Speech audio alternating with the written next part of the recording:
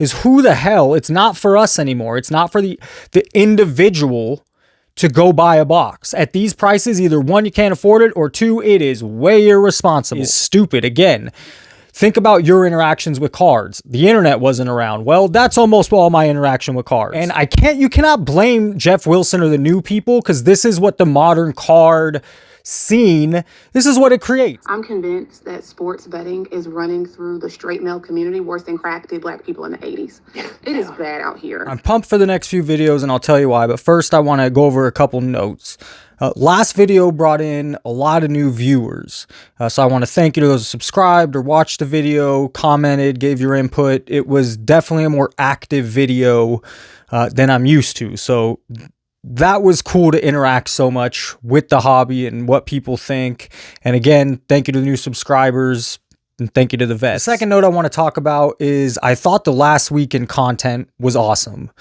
Jeff Wilson put out his piece. Everyone, and the first place I saw was the Mangini collection, and he kind of at the beginning of his video said, hey, I like response videos, feel free to respond to this, and the hobby did. And I think more of that is great, nailing one topic. I also think if we could have some debates, actual debates with creators and from different areas of the hobby world. And I think Jeff Wilson has to participate because he's the biggest voice, the most views, and a lot of people disagree with what he has to say. When I hear Jeff Wilson, it feels like that's someone speaking that's been collecting the last 5 years. Didn't really have a passion for it at 8, 9, 10 years old. Because if you did back then, a lot of the knowledge, a lot of his views might be different.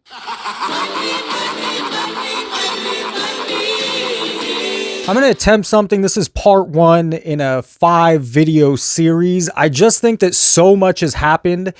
The card world has evolved so much, and I'm going to show you next with numbers and stats. And this video is mainly about pricing, but it just evolved so much in the past 5 years. Somebody explain to me in crayon eating terms why I make over 3 times the federal minimum wage and I cannot afford to live. So what I'm going to do is put prices up next to me from 2017 to 2024 Prism. That was kind of the leader at the time, and it's going to amaze you. It's going to shock you, and it shows the hobby is nothing, just nothing like it was. So I'll mention Whatnot. Live selling was not a thing prior to 2020. Had a marker in cards, that year. But Whatnot, TikTok, Fanatics Live didn't exist. Fanatics had not entered the card space yet. They didn't buy tops. Facebook groups or social media groups were not like they are today. Content was not existent. That's how a lot of us participate in the card world now or stay up to date or enjoy. That wasn't around prior to 2020. So everything has changed, and prices show it dramatically. What do I want to look at first? Football shows it more, but we'll put up basketball. Where's my basketball here? All right. So in 2017-18, basketball uses the 2 years.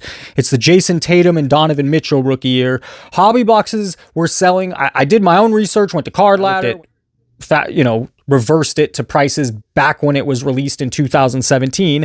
And I'll put it next to me, $275. In 2018, they were going for $220. And then a jump happens in 2019. And that I could recall in 2019-20. I don't know what month that came out. Is that prior to COVID, after COVID? But that's when everything started to change. And you have an $850 box. That's the Zion Ja Morant year. Imagine getting in the Luka year. In 2018, a lot of those guys got rich if you were in the hobby in 2018 buying basketball, because in 2021 or 2020, prices on singles and all this stuff, they got cheap. $325 on this first off the line. FTOL cents for first off the line. It's a little pricier, a little more hits. Selling for $325. And you can see what happens in 2020. In 2020, a hobby box is selling for $2,200. Ridiculous. That's when we're all sitting at home collecting checks and things skyrocketed. A first off the line went from $325 all the way up to $2,700. It's the peak. 2021, we're looking at $1,400, and then it comes a little bit more down to earth, $700 and $900. Now, I know as a normal person, a teacher on a regular salary, okay, going to spend $220, $275, you're pushing it. But to have a little fun once in a blue moon, possibly get a hit, a Luka, a Trae Young, all right, that's reasonable. I'm not spending my rent money for the box of cards. 2019 is $850. That's more than a car payment a month.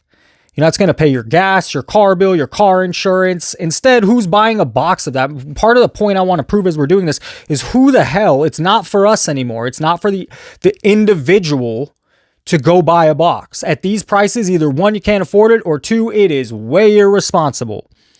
Even at the 2023, or how about the 2024 price, $600.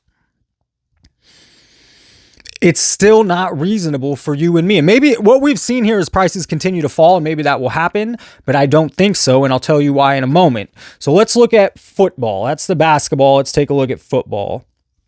It's just crazy. This shows the most of, like, it's in the price that the hobby has changed. Everything is different. And I think it's important for us to try to get on the same page. So part of this 5-video series is going to hit something different that's changing the hobby, and hopefully add some information, some light, make us both smarter, make us both more knowledgeable. These prices are shenanigans, man. In 2017, Patrick Mahomes' rookie year, again, these people got rich if they were buying then. A hobby box of Prizm was $120.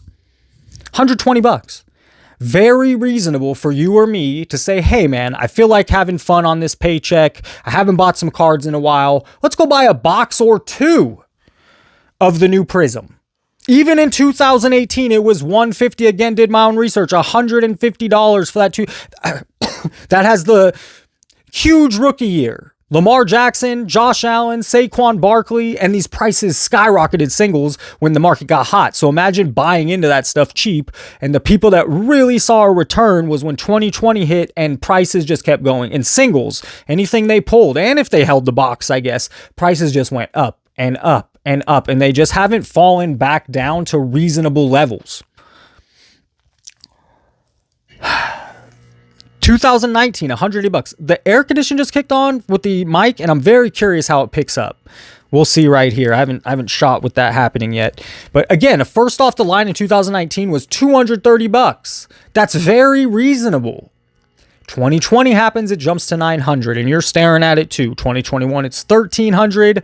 2022, $900. It takes a dip to $750, and this past year again selling at $900. Insane prices. No one can afford that. And I'll tell you what happened, and it makes sense and it's logical. And I just want to absorb these prices because it's probably the most powerful visual I've seen that shows, yeah, the hobby is nothing like what it was prior to 2020. Nothing. And it's never going to go back. Never. Live selling has a lot to do with that. Breakers are on another level in the past few years, especially prior to 2020 to now because of Whatnot and Fanatics dumping tons of money into Fanatics Live and seeing this as the future. And so basically what's happened here, and sorry, I don't think breakers are evil. I don't like how Whatnot, I've already mentioned, I think I've mentioned this in the past. I don't like how they promote their site,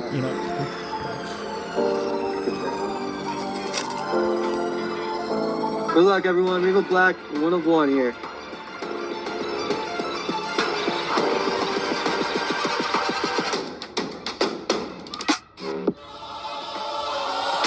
Oh! Jaden Daniels, 1 of 1!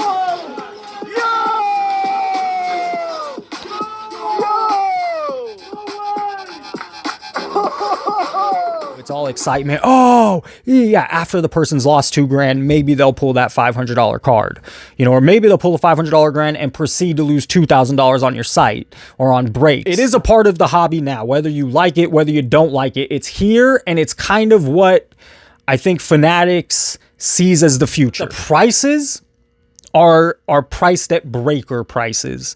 They are not priced for the average individual making 40 grand, anywhere up to almost $100,000. It doesn't make sense. It's not either we can't afford it, life's gotten expensive, or again, it's just a terribly irresponsible purchase to go spend. Man, you want to go gamble at a casino and take $200 and play blackjack? Fine. This is a $900 5-minute 12-pack. Maybe it's a 15-minute ordeal.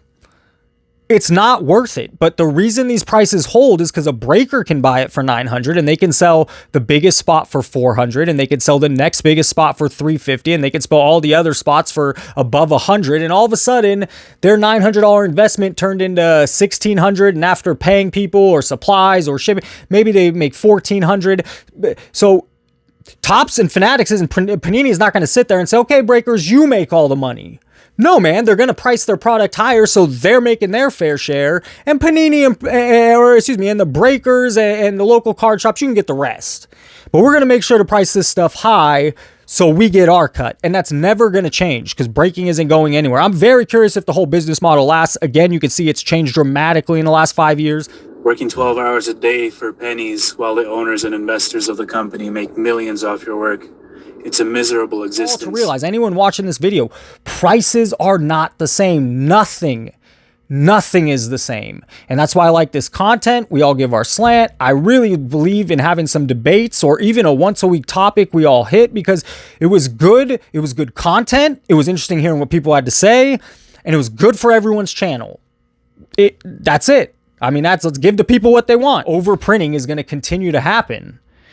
Astronomical prices or prices not for the individual is going to continue to happen. They want you breaking.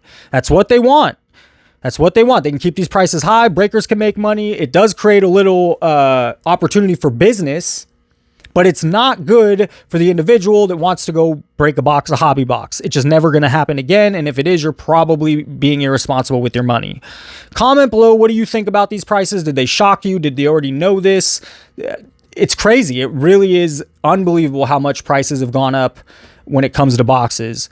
Hit the like button. It helps share the message, spread the channel. Thank you for watching. And as always, have a great day. What up, everybody? This is Robert Horry, a.k.a. Big Shot Bob, and you're watching Professional Sports Cards. Hey, by the way, go buy my rookie card.